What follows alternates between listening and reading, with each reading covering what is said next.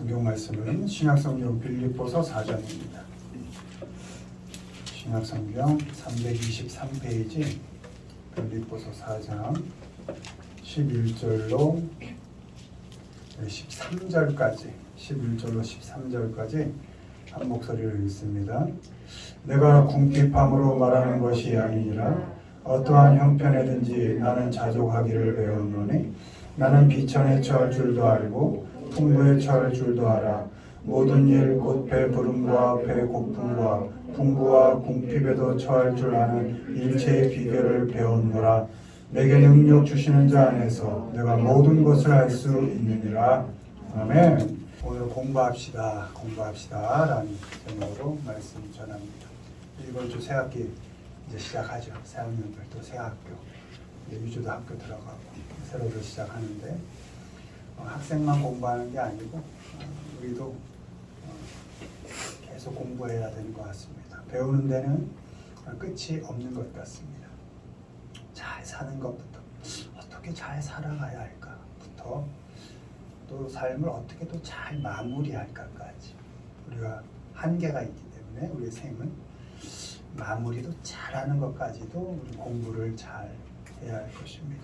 이 시간에 성도로서 우리가 배워야 할 것, 또 성도로서 공부를 해야 할 것들에 대해서 한번 살펴보도록 하겠습니다. 1번 보시죠. 읽습니다.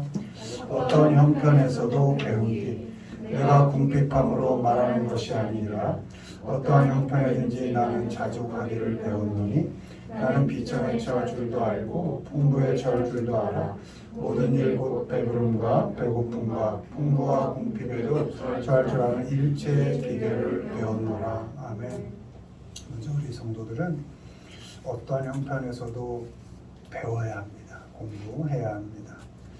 그 형편이 원문으로 보면 재정적 형편을 포함하고 또 처해진 또 환경까지도 다 포함합니다. 그런 모든 환경 속에서 내가 살아가는 모든 그 형편 속에서 공부한다라는 의미입니다.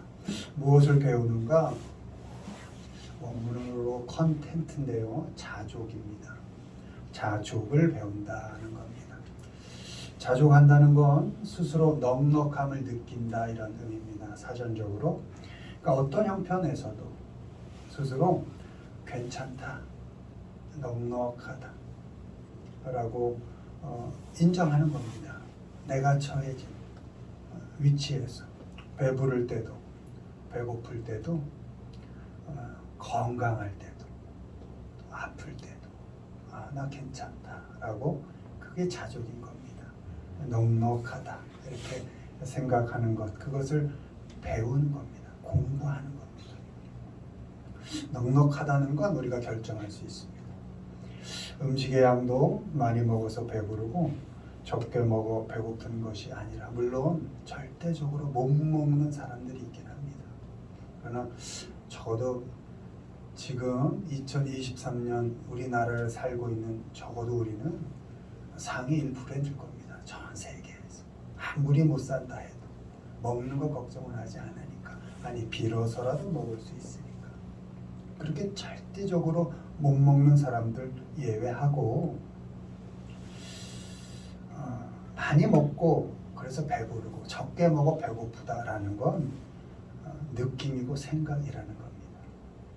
얼마를 먹든지 수저를 놓을 적당한 때는 내가 결정하는 겁니다. 어떤 양에서도 난 자족하다, 됐다 이만 아니야 할 수 있다는 겁니다. 그걸 배운다는 겁니다. 넉넉하다고 느끼는 크기도 사람마다 다를 것입니다. 그것도 내 생각에 달려 있는 겁니다. 그 크기 또한 내가 자족하기를 배우는 겁니다.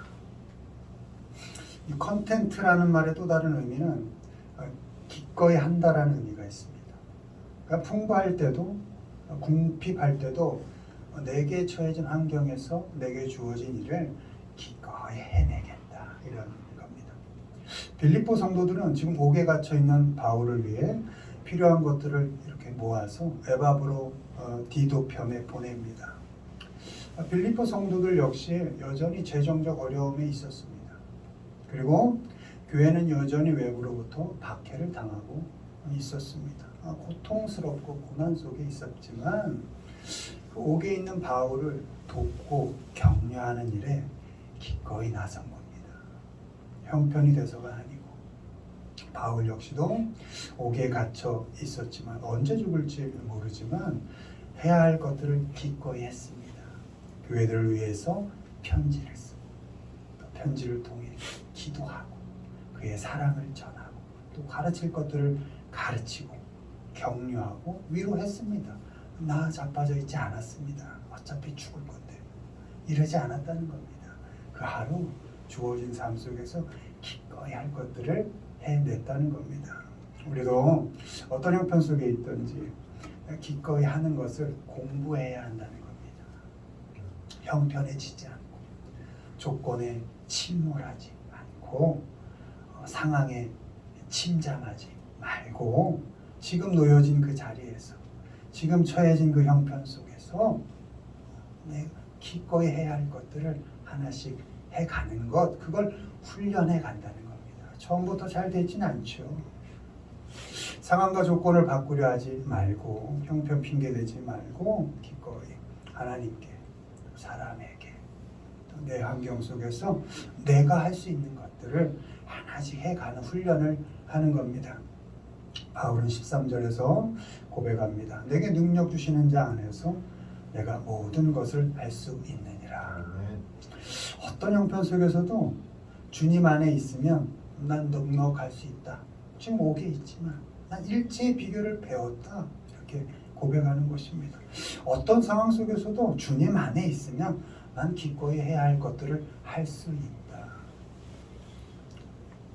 그렇게 주님 안에 사시면서 자족을 배워가시고 또 기꺼이 하는 훈련들을 잘 해가시기를 주님의 이름으로 축원을 드립니다. 두 번째 읽습니다. 사람에게서 배우기. 이와 같이 우리와 함께 종된 사랑하는 에바브라에게 너희가 배웠나니 그는 너희를 위한 그리스도의 신실한 일꾼이요 성령 안에서 너희 사랑을 우리에게 알린 자니라. 아멘. 우린 사람에게서 사람 대하는 법을 배워야 합니다. 에바브라라는 사람이 나오는데요. 골로새. 이 사람은 골로새 교회를 바울과 함께 개척한 사람입니다. 그리고 바울이 로마에 갇혀 있을 때 같이 옥에 갇혀 있으면서 바울의 어려움을 함께 했던 그런 사람입니다. 우리는 이 에바브라로부터 사람 대하는 법을 공부할 수 있습니다. 에바브라는 서번트의 역할을 잘했다 이렇게 기록되어 있습니다. 사람을 잘 섬겼다는 겁니다. 우리도 사람과 더불어 살아갈 때 사람 섬기는 법을 잘 공부해야 합니다. 대접은 가만히 있어도 받을 때 되면 받습니다. 그리고 알아서 해줍니다. 근데 섬기는 건 내가 공부하지 않으면 안 됩니다. 우리의 본성대로 하고 싶은 대로 우리를 놔두면 본성대로 나를 놔두면 무슨 방법을 써서라도 늘 이기려고만 합니다. 늘 대접 받으려고 하는 게 우리의 본성입니다. 사람은 밟고 누르고 협박해서 이겨야 할 대상이 아닙니다. 세상은 자꾸 그렇게 말할 겁니다. 이기라고. 지지 말고 이기라고. 무슨 방법을 써서라도 이기라고. 그러나 사람은 그런 대상이 아닙니다. 사람은 섬겨야 할 대상입니다. 예수님도 이 세상을 뭐하러 오셨다? 섬기러 왔다 이렇게 말씀하셨습니다. 섬김 받을 만한 자격이 있었나요? 없었거든요. 신이신 하나님께서 사람의 모양을 입고 이 세상에 오신 이유는 이 세상을 너무 사랑해서 죄인이지만 그 사람들을 섬기겠다 하고 이 세상에 오신 것입니다. 때문에 우리는 낮은 자리에서 사람 섬겨주는 법을 잘 공부해야 합니다. 에바브라는 faithful minister 이렇게 기록되어 있습니다. 신실한 일꾼이다. 그러니까 변함없는 일꾼이었다 이런 뜻입니다. 근데 너희를 위한 이렇게 되어 있죠. 누굴 위해서 일했어요? 사람들 위해서 일했다는 겁니다. 그리스도의 일꾼으로서 사람을 위해서 사람들에게 성실하게 하고 사람들에게 충성스럽게 했다는 것입니다. 우리도 사람에 대해서 성실함과 충성스러움을 배워야 합니다. 여러분, 페이스풀이 하나님께 대해서 쓰이면 신앙인 거예요. 페이스라는 단어가. 근데 그게 사람에게 쓰여지면 충성인 겁니다. 변함없이 성실하다는 겁니다. 사람에게. 그게 충성이라는 것입니다. 일을 열심히 하고 잘해야 하는 거 당연합니다. 그러나 그보다 더 중요한 건 사람에게 성실하고 사람에게 변함없이 충성을 해야 하는 겁니다. 일한다고 사람 놓치면 안 됩니다. 사람을 일을 위한 도구로 사용해서는 안 됩니다. 일의 목적이 사람입니다. 때문에 사람을 위해서 일하고 사람에게 성실하고 사람에게 충성을 다하는 법을 훈련해야 합니다. 공부해야 합니다. 에바브라는 유월러 사랑을 말하는 사람이라고 기록되어 있습니다. 너희의 사랑을 내게 알렸다 이렇게 기록되어 있습니다. 우리도 어떤 사람에 대해 말할 때 그 사람의 사랑의 크기, 정도를 말해줄 수 있어야 합니다. 힘들어하는 사람에게 가서 그가 널 너무 사랑해. 너와 늘 함께 있어. 이렇게 말해줄 수 있어야 한다는 겁니다. 그 사람이 얼마나 사랑하고 있는지를 전해줄 수 있어야 한다는 겁니다. 그 사람을 욕하고 판단하고 정죄해서 그 사람 죽이는 말을 삼가해야 할 뿐만 아니라 어떻게든지 사랑의 말을 전하도록 훈련하고 공부해야 하는 겁니다. 입만 열면 내 자랑하고 싶고 자랑거리 없으면 그 사람을 낮춰서라도 나를 높이고 싶은 게 인생의 본성입니다. 그러니 자꾸 죽이는 훈련하고 사람보다 나를 자꾸 낮추는 훈련해서 섬기고 또 그 사람에게 항상 사랑의 말을 하는 훈련들을 해 나가야 하는 것입니다. 그렇게 사람에게서 사람 대하는 법 배워서 사람을 잘 섬기시고 또 사람에게 성실하게 충성하시고 또 사람의 또 사랑을 말하면서 사는 우리 모두가 되기를 주님의 이름으로 축원을 드립니다. 마지막입니다. 읽습니다. 고난에서 배우기 그가 아들이시면서도 받으신 고난으로 순종함을 배워서 온전하게 되셨은즉 자기에게 순종하는 모든 자에게 영원한 구원의 근원이 되시고 아멘. 우리는 고난에서 배웁니다. 고난을 통해 공부합니다. 살면서 당하는 고난을 통해서 본문에서는 순종을 배운다 이렇게 기록되어 있습니다. 예수님은 십자가의 고난을 순종함으로 받아들이셨습니다. 웬만하면 피하고 싶은 십자가였지만 아버지의 뜻대로 되기를 기도하고 순종하셨습니다. 그 순종을 통해서 온전하게 되셨고 그 순종함으로 순종하게 하셨고 우리를 또한 그 순종으로 모든 사람에게 구원의 근원이 되셨습니다.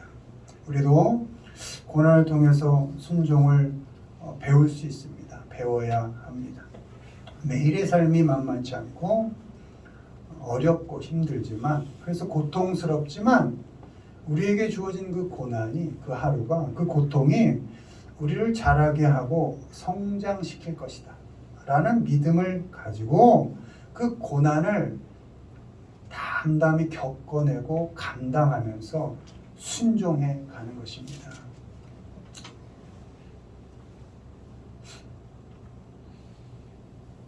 또한 순종만이 순종을 가르칠 수 있기 때문에 우린 순종해야 합니다. 그 어떤 협박과 위협도 순종을 만들어내지 못합니다.